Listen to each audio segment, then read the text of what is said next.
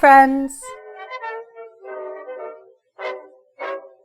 Even though we're still having mostly chilly days here in Michigan, I cannot stop thinking about sewing my spring and summer wardrobe. While I've been thinking about this, I've also been thinking about different ways to make sure that the wardrobe I have is more sustainable and long-lasting for me.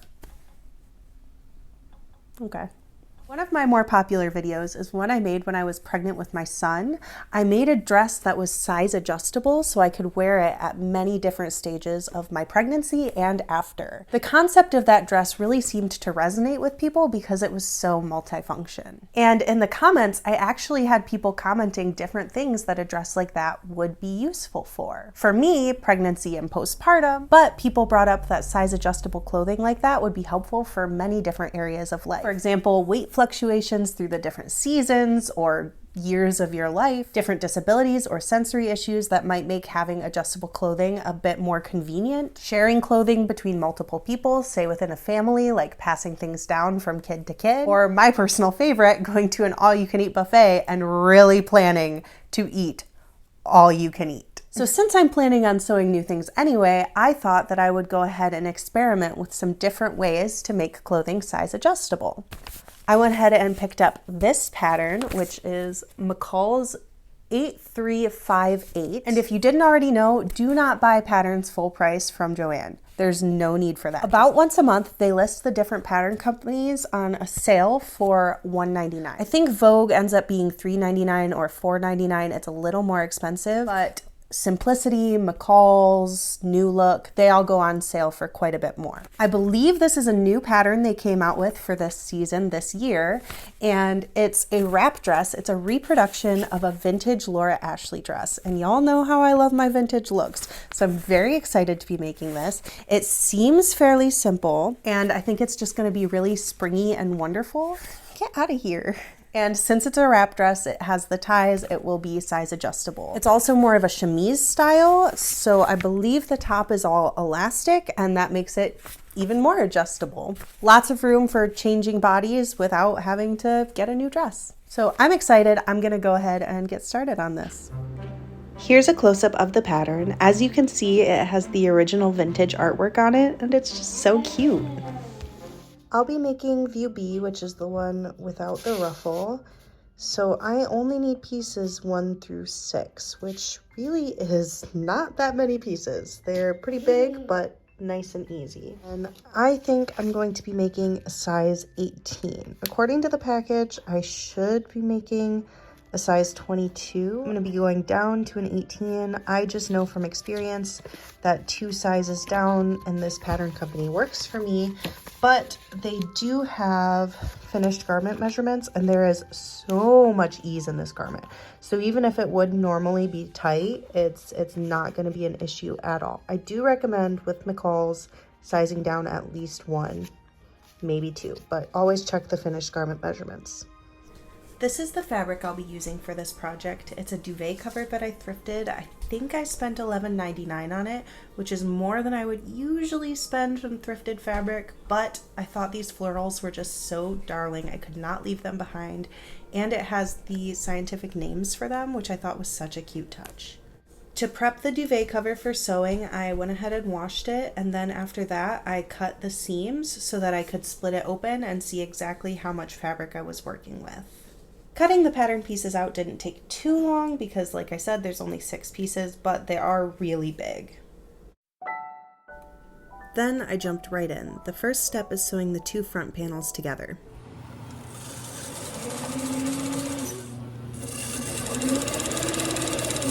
Alrighty, a little update on where I'm at right now. Sewing the long seams only took me about 30 minutes. It wasn't too difficult at all.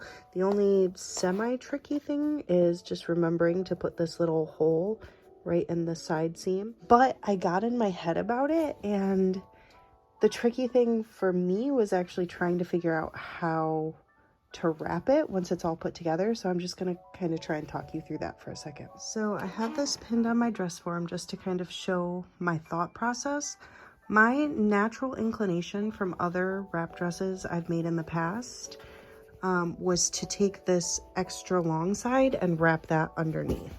So this is the piece that has that side front piece attached to it. My brain was telling me I should wrap that below and then this shorter piece should go on top, which then I was freaking out because I said, okay, so I cut out the wrong side basically because I want my wrap dress to go right over left. It took me forever to figure it out. I don't know why it was so hard for me to wrap my brain around. The short side goes underneath, so I do have it sewn the right way as it is.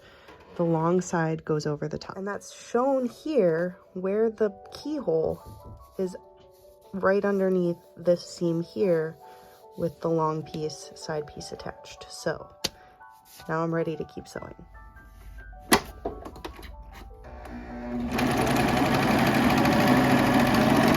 I used my serger to finish my inside seams because it's easy and I have one, but if you don't, you could use a zigzag stitch, a felled seam, a French seam, lots of options. Alrighty, it's a new day. I'm feeling pretty optimistic about how much I'm going to be able to get done today. The next steps are to finish the front seams, which is just a rolled hem, and then to stitch up the sleeves and add those. I'm a little nervous. I might not have as much elastic as I thought I did, so I may have to make a Joann run, but I'm hoping I don't. And then I think the rest of the sewing process is all relatively straightforward. I'm kind of hopeful for that. I'm gonna have to go back and double check what hem size the pattern calls for. I think I'm going to end up doing 1/4 of an inch just because that's easier for me to kind of freehand. I won't have to measure anything out unless that's like drastically different from what the pattern calls for. Then I'll figure it out from there. So I will let you know what I decide. I'm gonna get sewing. I did decide on doing the 1/4 inch hem here. As you can see, that's the width of my presser foot. I don't mind deviating from the pattern in instances like this because it makes my life easier and it doesn't really affect the overall look of the finished garment.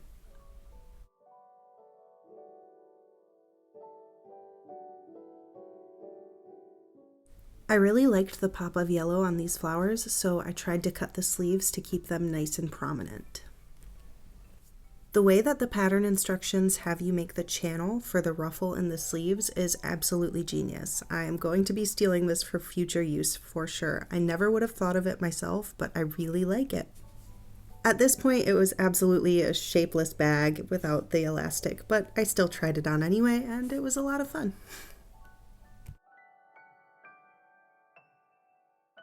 So I was right. I definitely do not have enough elastic. Forgot I had used it for another project.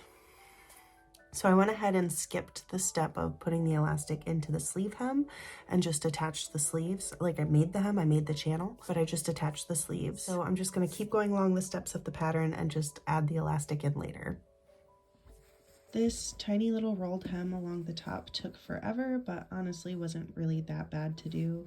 It just, you know, it's a lot of fabric. I pulled out the 1/2 inch bias tape I had in my stash. I thought it was gonna be enough, but I'm short by about like 4 or 5 inches. And I'm not about to go buy another thing of bias tape just for 5 inches. That's silly. So I have this little scrap piece. It's obviously a much darker color, but I'm just gonna attach them together. And I'm gonna put this darker piece in the side that'll be tucked under when I wrap it. So hopefully it won't show through. I don't think it will. Yeah, I think once that's under 2 layers, it'll be fine. A lot of the finishing touches I deviated from the pattern again. This is one of those times. The pattern has you stitch the bias tape all the way across the top and then thread the elastic through that. That hurts my hands an absolute ton. So instead, I top stitched along the top edge of the bias tape, slid the elastic under that, and very carefully stitched along the bottom edge, making sure not to catch the elastic. This took a long time and was very fiddly, but hurt my hands a ton less than trying to thread the elastic through. I just couldn't help myself. It's not done yet, but I had to do another try on. Unfortunately, I could not get away with avoiding threading the elastic through the sleeve channels, but it's a lot smaller area, so it didn't hurt my hands too much, and it turned out really nice. If you don't like it when people ignore pattern instructions, then if you haven't already looked away, you definitely should now. To make the ties, I just measured the length that they were going to be, evened up the edge of my fabric, and then from there cut a width that I would need to put it through my bias tape maker. Since there's already visible top stitching on this garment, it wouldn't bother me for the ties to have visible top stitching, and in my mind, this is easier than trying to turn a really long tube. So once I had the single fold strip made on my ironing board, I put it under my sewing machine to make a double fold and just stitched it so it would make a nice even tie.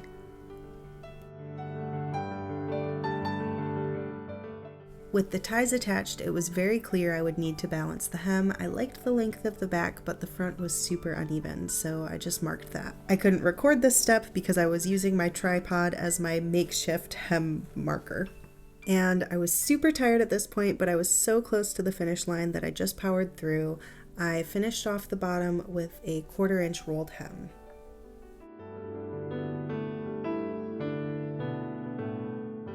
The soonest sunshiny day we got, I threw it on and went to take some reveal footage.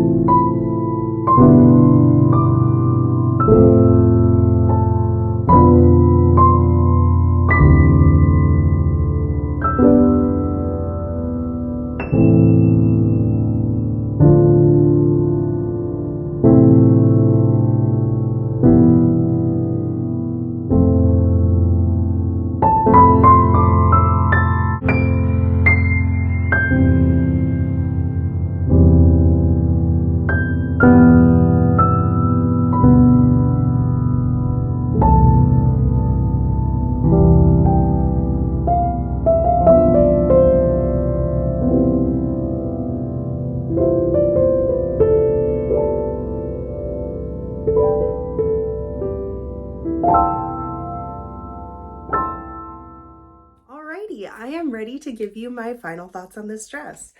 I love it. I feel so pretty, so dainty, so girly and fun. I think this is a fantastic start to my new summer wardrobe. A couple notes on the pattern itself.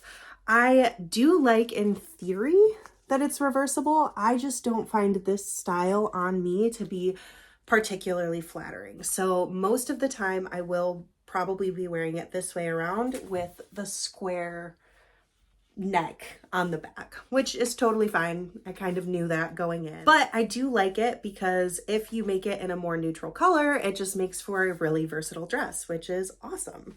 This pattern is very beginner friendly in my opinion. I think if you've made any kind of simple garment, or even if this is your first, as long as you have a tiny bit of help, you'll be good to go on this. 6 pieces without the ruffle, I think 8 pieces with the ruffle. It's not too overwhelming for a beginner. And I like that the sizing doesn't have to be spot on perfect because there's just so much extra ease in this dress, and then adding the elastic that even if you don't know you have to size down or don't know exactly how much you need to size down on a commercial pattern, then I think you'll still end up with a good result anyway. So for me, I sized down 2 sizes from what the packet called for. That worked out really well for me. I probably would have been fine with just 1, but this is the look I like. The sleeves on mine kind of do this bunchy thing. I like it that way, but if you don't want them to be kind of poofy, if you want them to lay more flat like this, just don't make your elastic exactly the size of your bicep. Make it a tiny bit bigger and you shouldn't have that problem. It was a little discouraging not being able to try the whole thing on until kind of the last step of putting the elastic in, so just be aware of that. Trust the process. It will be okay. And then another thing to be aware of is if you are a larger chested person like I am, and you want this to crisscross down and under your bust area, you will need to balance the hem quite a bit, especially in the front, because it's designed to be worn kind of straight across. And I find on a larger bust that's not flattering. I like to scoop under. That's just my preference, but know that if you're planning on doing that, you will just need to alter your hem a little bit to match. This was so easy. It came together so quickly. I think 5 hours is how long it took me. I didn't time every step, and I do sew rather fast, but yeah, very doable, very quick, very easy. And just so cute. I'm so happy. Yeah. If you didn't notice from the reveal footage, on me it is rather long. This is the size that it came out of the package. So if you want it to hit more right under the knee like it is on the package instead of shin length like it is on me, you will need to shorten it a bit. This pattern does use a lot of fabric, so shortening it from the get-go is a good way to save some of that fabric. I'm 5'4", just for reference, kind of to visually give you how much you may need to shorten. I love it. It's just breezy, it's cool, it's fun, and it's very like cottage core vintage. Definitely A+ on this pattern. While I was planning for this project, I did find that Fabric Mart is hosting a sew-along for this pattern in the month of April. Go watch their videos for a more in-depth version of how to make this. So I will link that in my description. But I'm incredibly happy and I very much recommend this one. I have a few ideas up my sleeve for different ways to make size adjustable dresses, so keep an eye out for those in the coming weeks and months. And even though I've been yammering for a while, I think that may finally be everything. So I will see you next time. Bye, friends.